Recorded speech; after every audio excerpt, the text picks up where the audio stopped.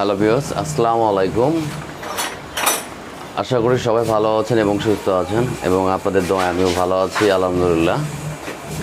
তো ভিডিও একটু লেট হয়ে যাচ্ছে, করাটা খুব কষ্টকর হচ্ছে আমার, কারণ আমি কাজের চাপে পড়ে গেছিলাম, যার কারণে ভিডিও আপলোড দিতে পারিনি। 2-1 দিন মিস হয়েছে। যে চেষ্টা করব ভিডিওগুলো করার জন্য। তো আমার কাছে 3টা বাইক আছে এখানে। একটা হচ্ছে আপনার ব্যান্ডি সুজুকির। এটা হচ্ছে আরপিএমের প্রবলেম ছিল বাইকটা, যেটা গাড়ি বন্ধ হয়ে যেত, আরপিএম অনেক লো। আর আরেকটা পাশে আছে MT-15। ওই বাইকটার হচ্ছে আপনার ওই বাইকটার রেঞ্জ আরপিএম ধরে রাখে, মানে আপনার অ্যাক্সেলেশন যদি দেওয়া হয়, ছেড়ে দেওয়া হয়, তাহলে 2000 থেকে নামতে সময় নিচ্ছে। যে এই প্রবলেম নিয়ে উনি আসছে। ওনার বাসা হচ্ছে মিরপুর। উনি সার্ভিস করা শেষ, সার্ভিস করাইছে 3টা। এরপরে উনি গাড়ির স্যাটিসফাই না, ভালো লাগতেছে না, যার কারণেই আমার কাছে আসে। আর আপনারা বুঝতে পারছেন আমার কাছে কেন কোন লোকগুলো আসে, যারা 2-4 বার কাজ করছে বিভিন্ন জায়গায়, সেই গাড়িগুলোই আমার কাছে আসে। আমি চেষ্টা করি সেই গাড়িগুলোকে সলিউশন করে দেওয়ার জন্য। এই যে, আর আমার কাছে বিশেষ করে ওই গাড়িগুলো আসে হচ্ছে আপনার প্রবলেম নিয়েই আসে, ভালো কোনো গাড়ি আসে না। আমি চেষ্টা করি ওই গাড়িগুলোকে আমার নিজের মতো করে আমি কাজ করি এবং আমার ভালো লাগার মতো থাকে। আসলে যার বাইক সে তো বুঝবে না যে আসলে তার বাইকে কী আছে না আছে। তো আপনি যদি এই বাইকগুলো নিজের সময় নিয়ে, টাইম নিয়ে একটু কাজগুলো করতে পারেন, তাহলে কাজগুলো অনেক সুন্দর হবে, গাড়ি চালায় মজা পাবেন আপনি সব দিক থেকেই, পারফেক্ট থাকবে একটা বাইক। আর আমি যেটা বাইকটা নিয়ে আসি, আমি যে বাইকটা নিয়ে আসি সামনে দেখতে পাচ্ছেন, এই বাইকটা তো অনেকেরই পরিচিত। এটা হচ্ছে সুজুকি জিক্সার SF F5 নতুন মডেলদের, যেটা আর কি।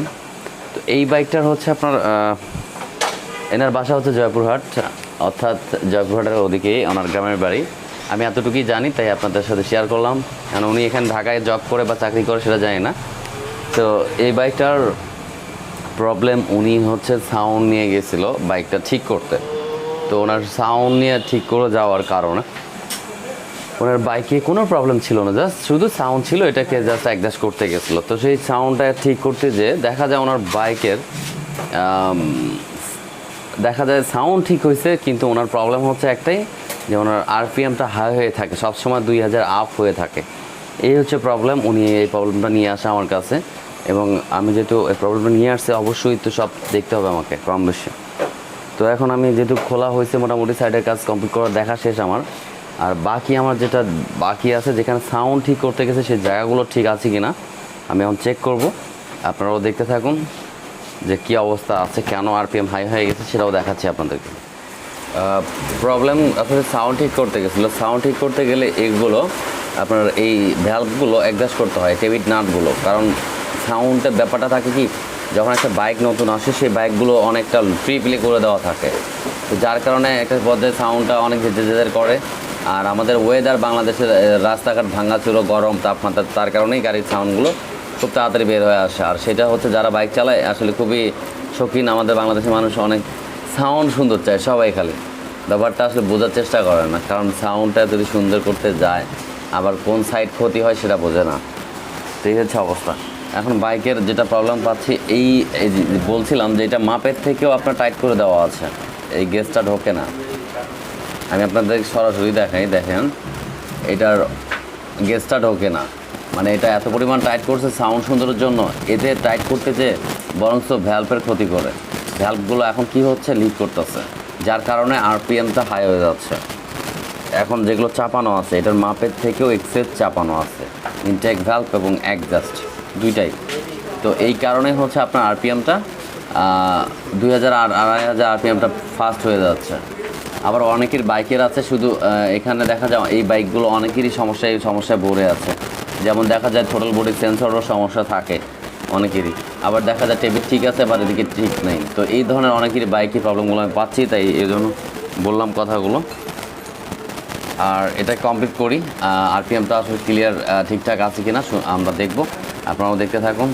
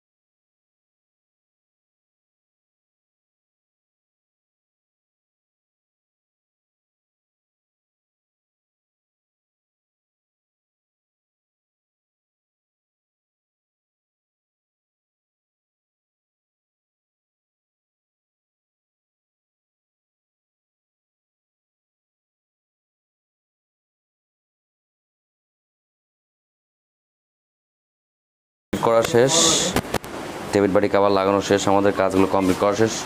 আর এই মতো আমি স্টার্ট করে দেখি, কিন্তু আমি আসলে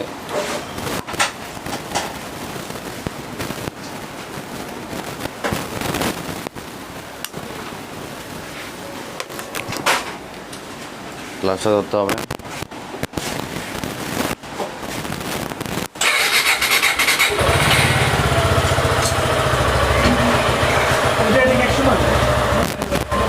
দেখি, হ্যাঁ হ্যাঁ, ওটা সাইজ ছাড়া বসতাম, ওটা সাইজ দেখে ওইভাবে আনাইছি।